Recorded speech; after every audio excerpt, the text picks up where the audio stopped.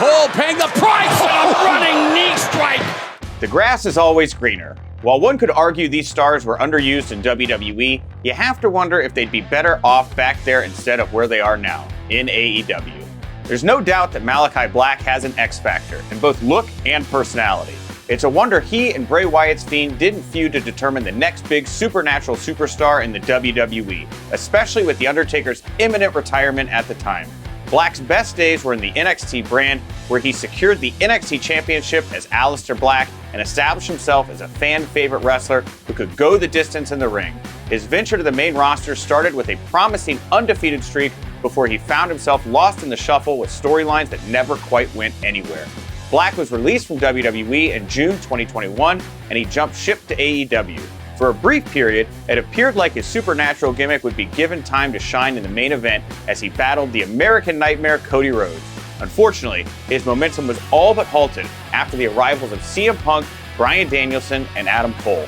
While he formed a powerhouse stable known as the House of Black, his position on the card slid further down. In WWE, he feuded with the likes of Kevin Owens and Seth Rollins near the top of the card, but his AEW run has seen him stuck in trios matches. He's nowhere near being seen as a future AEW World Champion, if he's on TV at all.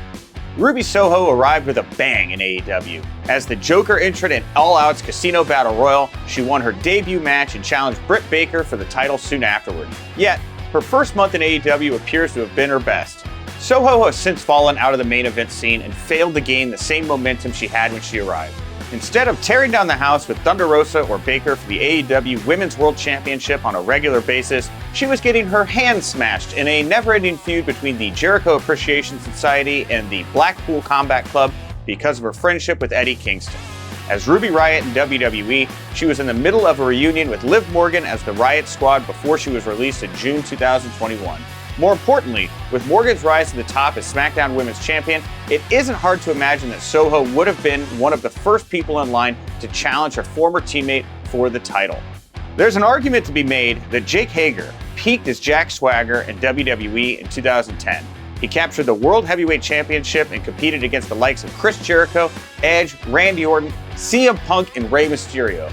While he never quite experienced the same levels of success thereafter, he remained a regular on WWE television, including a memorable stint as part of the Real American Stable until his departure in 2017. After a successful venture into MMA, where he had an impressive run of victories, he debuted in AEW in 2019. There was the potential to take his real-life combat skills and incorporate it into a gimmick that would make him more fearsome, comparable to how Brock Lesnar was repackaged when he rejoined WWE. Unfortunately, any splash only came from the bottom turnbuckle, as Hager has done nothing more than hang on to Jericho's coattails throughout his run. He has had no singles feud to speak of, apart from squashing poor Marco Stunt on AEW Dark. He did challenge Jon Moxley for the AEW title in April 2020, but it wasn't a particularly memorable match. Even if it's unlikely that Hager would have been a main event talent in WWE if he were still there, he'd certainly be doing more than carrying Jericho's bags, as Claudio Castagnoli beautifully put it in a ruthless promo. Adam Cole's theme music gets the crowd going every time, but it appears that beyond the big intro and the Adam Cole Bebe shtick, he isn't much better off than if he had stuck around in WWE.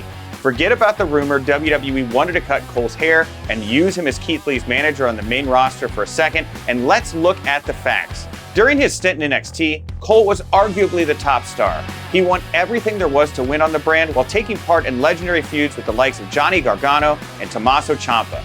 By the time he departed WWE, many were left shocked that the promotion allowed a superstar whom many dubbed as the next Shawn Michaels to walk out of the door without so much as a fight. While Cole has regularly appeared on AEW television, won the inaugural Owen Hart Cup, and challenged for the AEW World Championship on a few occasions, it's difficult to see where else he can go from here. In a main event scene packed with names like Jon Moxley, Bryan Danielson, Adam Page, and Kenny Omega if he ever comes back, does anyone see Cole displacing any of them as the new face of AEW, particularly with his recent injury issues?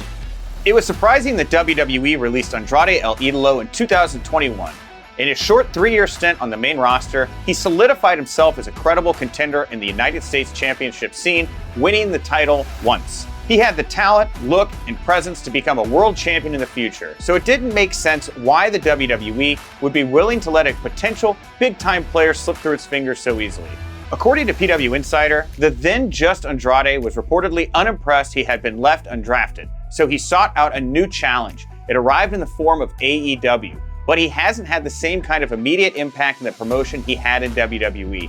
He's hopped from manager to manager and failed to find his place in the AEW roster despite being one of the best dressed people on screen. While he might show up on Dynamite and Rampage from time to time, he isn't exactly the first or fifth name on the booking sheet.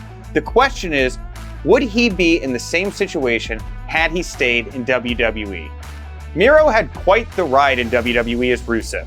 He was United States champion on 3 occasions, and for better or worse, his storylines there got people talking. While he never got a sniff of the WWE Championship, he had a largely successful WWE career that saw him pick up victories over the likes of John Cena and Sheamus.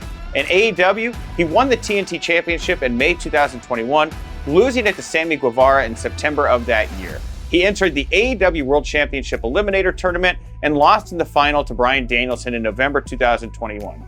The man known as the Redeemer appears to be nowhere near challenging for the big one anytime soon. Yes, his injury slowed down his quest to build up some steam in AEW, but he also hasn't set the world on fire either. With all the former WWE talents jumping ship to AEW and leapfrogging Miro, he's no better off where he is now than when he was in the former company, which released him in April 2020. You were off TV for a little while out doing something, yeah? I was off TV because I couldn't get a spot in. Couldn't get booked, brother. Couldn't get booked. Even before he landed in WWE, Matt Sydal had a decent career. From TNA to Ring of Honor, his high-flying style was highly appealing. His WWE run might not have become Hall of Fame worthy, but his stint as Evan Bourne and his Air Boom tag team run with Kofi Kingston was electrifying. In many ways, he was an early prototype of Ricochet, in the sense that he was granted regular television time, but everyone knew he would never be world champ. In 2014, Sydal departed WWE. For the next few years, Sydal toured the world and explored the indies before signing with AEW in 2020. Unfortunately, in his first match, he botched a shooting star press, and his AEW career never recovered after that, even if the company tried to get an angle out of it.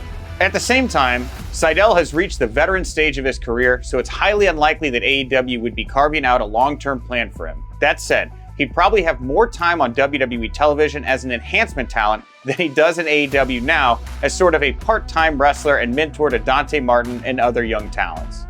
It might be early yet in Buddy Matthews' AEW run, but he has already stumbled into a major problem: the House of Black. While the stable looks exciting on paper and features 3 bona fide bruisers in the shape of Matthews, Malachi Black, and Brody King, it's difficult to decide who to elevate from the group. This isn't an evolution type of situation, where it's clear there will be a break when the students become the masters, but rather a sticky booking situation, with all 3 members of the group being young enough and hungry to compete for the AEW World Championship. Who gets the big push?